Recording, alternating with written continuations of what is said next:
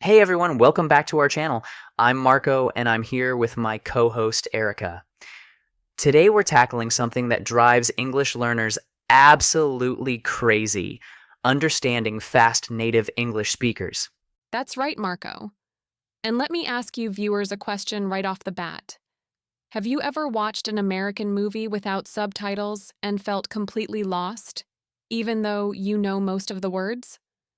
If you're nodding your head right now, this episode is exactly what you need.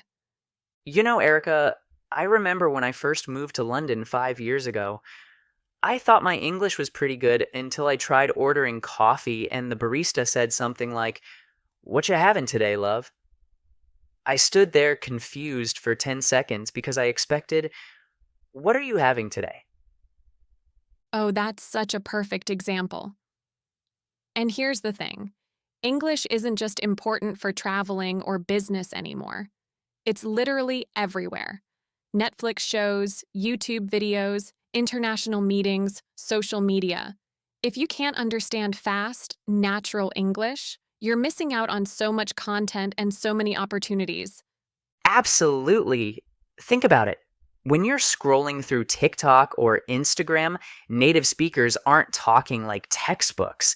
They're using real, fast, connected speech. So let's dive in and help you crack this code, shall we? Let's start with the biggest question. Why does native English sound like it's coming from a machine gun? Marco, you want to explain this one? Sure. It's not because native speakers are trying to torture you, I promise. When we speak naturally, we connect words together to make speech flow more smoothly. For example, instead of saying, "What are you doing?" we say, "What you doing?" The words literally blend together. And here's something that might surprise you. Native speakers also use different stress patterns. We make some words louder and longer while saying others quickly and quietly. Take this sentence. I didn't say he stole the money. Depending on which word I emphasize, the meaning completely changes. That's brilliant, Erica. Let me give you viewers a quick exercise right now. I want you to say this sentence 5 different ways, stressing a different word each time. I didn't say he stole the money. Try it. Stress I first, then didn't, then say, and so on. Notice how the meaning shifts? While you're trying that exercise, let me share something from my own experience. When I was learning Spanish, I had the same problem in reverse. Spanish speakers would talk so fast that I couldn't separate the words. But once I understood that languages have natural rhythm patterns, everything clicked. Now, let's talk about something called connected speech. This is your secret weapon. Connected speech is when native speakers join words together. Do you want to eat becomes do you want to eat? And could you help me out becomes could ya help me out? Here's a practical exercise you can do right now. I'm going to say a sentence slowly, then at natural speed. Ready? Slow version. Did you eat already? Fast version. Did ya eat already? Can you hear how did you became did ya? Let's try another one together. Slow. What are you going to do now? Fast. What you gonna do now? Viewers, pause the video and try repeating what you gonna do now. Don't worry if it feels weird at first. You're training your mouth muscles. You know what's funny? My Italian friend Marco here had the hardest time with American contractions when he first arrived. Tell them about your grocery store experience, Marco. Oh man, this is embarrassing but helpful. I went to a grocery store in Texas, and the cashier asked, "Paper or plastic?" But what I heard was something like paper plastic. I thought it was one word and asked her to repeat it 3 times. That's exactly why we need to practice these patterns daily. Here's an exercise I call the evening practice routine. Find a short video clip. Maybe 2 minutes from a TV show or YouTube video with native speakers. Great suggestion. Here's how to do Erica's exercise step by step. First, listen once without subtitles and try to guess the main idea.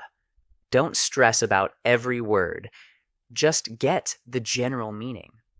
Then listen again with subtitles, pause after each sentence, and repeat it exactly how the speaker says it. This technique is called shadowing, and it's incredibly powerful. You're training your mouth to move like a native speaker while training your brain to process English faster. I used this method when learning German, and within 3 months, I could understand German TV shows. Now let me ask you viewers something. How often do you hear native speakers say, "I do not know," in casual conversation? Probably never, right? We say, "I don't know," or even, "I don't know." Instead of, "Let me help you," we say, "Let me help you." Here's something super important that I want every viewer to remember. Don't feel bad if you can't understand everything immediately. Even native speakers sometimes miss words when someone talks too fast or mumbles. Your goal isn't perfection, it's progress. Exactly. Think of it like going to the gym. Every time you listen to fast English, even for 5 minutes, you're strengthening your listening muscles. I have an exercise called the 1-minute rewind that's perfect for this. Tell us about that one, Marco. And viewers, grab your phones because you're going to want to try this today. Okay, find any 1-minute video in English with native speakers. First, watch it without subtitles and catch the main idea. Then rewind and focus on just one sentence. Listen to that sentence as many times as needed until you understand every word. The key is repetition with that single sentence. Pause, repeat it out loud, try to match the speaker's rhythm and emotion. It might seem like a tiny step, but if you do this daily for a month, your improvement will be dramatic. Now let's talk about real-world English, the kind you hear in coffee shops, on the street, or when people are chatting with friends. This isn't textbook English, folks. It's full of slang, expressions, and what I call beautiful messiness. Perfect example. Instead of, let me get something to eat, people say, let me grab a bite. Instead of, I'm going to leave now, you might hear, I'm a head out. These phrases won't be in your grammar books, but they're everywhere in real conversations. Here's what I recommend. Start watching shows where people have normal conversations. Friends, The Office, or even reality TV shows work great. Use subtitles at first, then challenge yourself to go without them for short segments. And here's a pro tip from my teaching experience. Listen to podcasts or audio while doing simple activities like cooking or walking. This gets your brain used to processing English in the background, which is exactly what you need for real-life situations. Let me introduce you to something called Dictation Practice. It sounds boring, but trust me, it works. Find a short audio clip, just 1 or 2 sentences. Listen carefully and write down exactly what you hear. Don't worry if you miss words on the first try. Play it again, fill in the gaps, maybe play it 3 times total. Then check your answer against the transcript.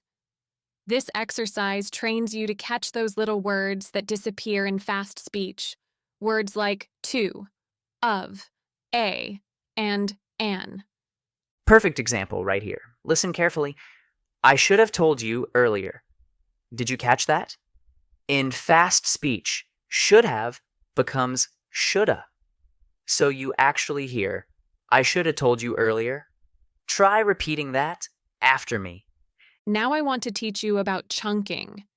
This is going to change how you listen to English forever. Instead of processing words one by one, native speakers think in chunks or groups of words that form complete ideas. So instead of hearing, "How are you?" as three separate words, your brain should process, "How are you?" as one chunk. Instead of, "Do you want to go?" you hear, "Do you want to go?" as one fluid idea. Here's how to train your brain for chunking. Listen to the same phrases repeatedly and say them out loud. Watch interviews or conversations where people use natural English. Soon, these chunks will become automatic, and you won't need to translate every single word. Let me share another powerful technique called the listen and imagine method. When someone says, "We grabbed some coffee and headed downtown," don't think about each word. Instead, create a mental movie. Picture two friends getting coffee and walking into the city. This is exactly how native speakers understand each other. We don't analyze grammar. We see the meaning like a film in our minds. Let's practice this right now. Close your eyes and listen. She ran out of the house, jumped into the car, and drove off without saying a word. Could you visualize that scene? A woman leaving quickly, getting in her car, driving away in silence? If yes, congratulations. You just used native level listening skills. This mental imagery technique is incredibly powerful for processing fast English. Now, let's address the elephant in the room: patience and mindset. Learning to understand fast English doesn't happen overnight, and that's completely normal. You don't need to feel frustrated if progress seems slow. I tell my students this all the time. Even native speakers miss words sometimes. If someone talks too fast or too quietly, we ask them to repeat.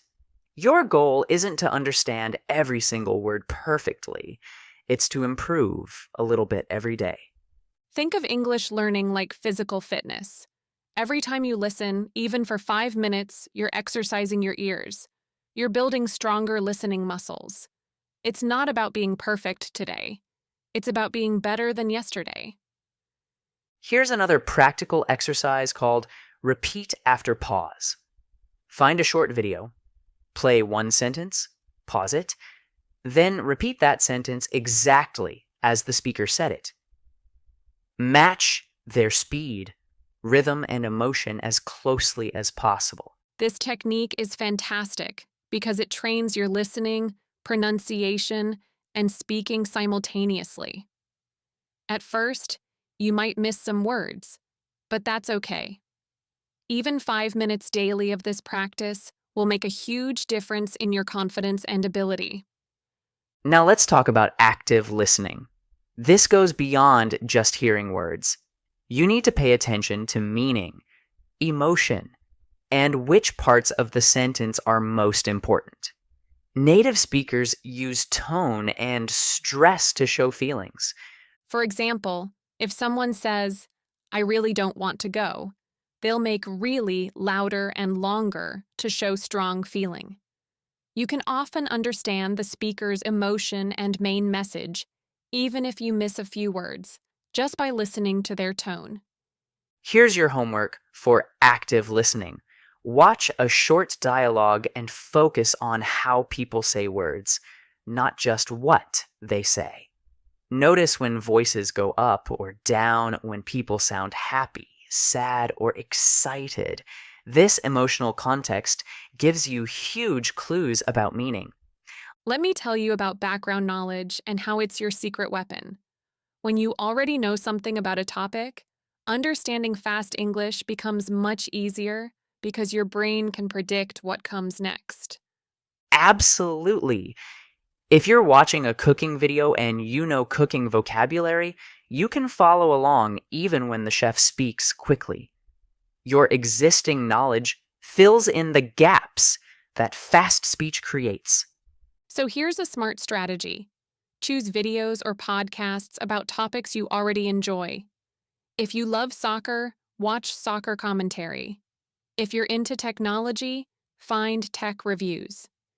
This makes comprehension easier and learning more enjoyable. Let's do a quick exercise together. I'm going to tell you a story in fast, natural English. Listen for the main idea. Don't worry about every single word. Ready? So, I was running late for work, spilled coffee on my shirt, missed the bus, and had to call a ride just to make it to the meeting. What happened in Marco's story? You probably didn't catch every word, but could you understand that he had a stressful, chaotic morning? That's perfect. Understanding the big picture is more important than hearing every detail. Now let's talk about pronunciation and why it matters for listening. Native speakers join words together when speaking quickly. What do you want to eat becomes what do you want to eat? And did you see it becomes did ya see it? These changes happen naturally in fast speech. So if you expect each word to be pronounced clearly and separately, you'll struggle to understand. The solution? Practice speaking with these same connected patterns yourself. Try this right now. Instead of saying going to, say gonna. Instead of want to, say wanna. Practice these contractions until they feel natural. When you can produce these sounds, recognizing them becomes much easier. I want to teach you the echo method. It's fun and incredibly effective. Play a short sentence from a native speaker, then immediately echo it back like you're in a canyon. Try to match the exact speed, energy, and feeling. For example, if the speaker says, I can't believe he said that, you immediately repeat, I can't believe he said that, with the same emotion and rhythm. Don't worry about perfection. Focus on mimicking the natural flow. This method improves your listening and speaking simultaneously. It trains your tongue and brain to work together like a native speaker's. Just a few minutes daily of echo practice will make your pronunciation more natural and your listening sharper. Here's something crucial. Not all native English speakers sound the same. Americans sound different from British people, who sound different from Australians. Even within countries, accents vary dramatically. Someone from New York sounds completely different from someone from California. Someone from London has a different accent than someone from Scotland. So how do you prepare for this variety? Listen to many different accents regularly. Watch videos from different English-speaking countries. Listen to international podcasts. Enjoy music from various places. When your brain gets used to accent diversity, you become more flexible and can understand more people in real-life situations.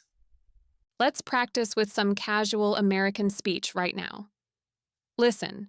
Hey man, I'm heading out soon. You coming or nah? Notice how heading became headin' and coming became comin'. Also, or nah is casual for or not. Try repeating that. Hey man, I'm heading out soon. You coming or nah? The more you hear and practice phrases like this, the more natural real English will sound to your ears. Now let's talk about using movies and TV shows effectively. Don't expect to understand everything immediately. That's completely normal. Here's a step-by-step approach that actually works. First, watch a short scene with English subtitles. Read along and understand what's happening. Then watch the same scene again without subtitles and see how much you can follow just by listening. You can also pause after each sentence and repeat what the actor said. This helps your pronunciation and listening simultaneously. If you hear a useful phrase, write it in your notebook. For example, we've got to hurry means we have to hurry. Music is another fantastic tool for learning English. Choose songs you enjoy and look up the lyrics. First, listen without reading, just feeling the rhythm and mood, then listen again while following the lyrics. Finally, sing along. Don't worry about perfect singing. Just have fun. Music helps you learn natural English rhythm, and songs often use everyday contractions like gonna instead of going to. Your brain remembers musical phrases more easily because music is emotional and enjoyable. Let's do one final practice together. I'll say a complex sentence at natural speed, then we'll break it down. Ready? We were supposed to meet at 7, but I got stuck in traffic and then couldn't find parking, so I ended up getting there almost an hour late. That's a long sentence. Let's break it into chunks. We were supposed to meet at 7, but I got stuck in traffic and then couldn't find parking. So I ended up getting there almost an hour late. Repeat each part after us, then try the whole sentence together. Don't worry if it feels fast initially. Take your time, repeat it several times, and remember, practice makes progress, not perfection. Before we wrap up, let's talk about smart listening practice. Just listening more isn't enough. You need to listen strategically. Choose content that's challenging but not overwhelming. Too easy won't help you grow. Too hard will frustrate you. Set small, achievable goals. Maybe this week I'll do 3 dictation exercises, or today I'll listen to one short podcast. Consistency beats intensity. 5 minutes daily is better than 2 hours once a week. Remember, every time you practice, your listening improves. One day you'll surprise yourself. Understanding fast English will feel natural, and you won't have to work so hard to follow native speakers. That's a wrap for today, everyone. Remember, understanding fast native English is a skill that develops over time. Be patient with yourself. Practice consistently, and celebrate your small victories along the way. Thanks for watching. Try these exercises this week and let us know in the comments which ones work best for you.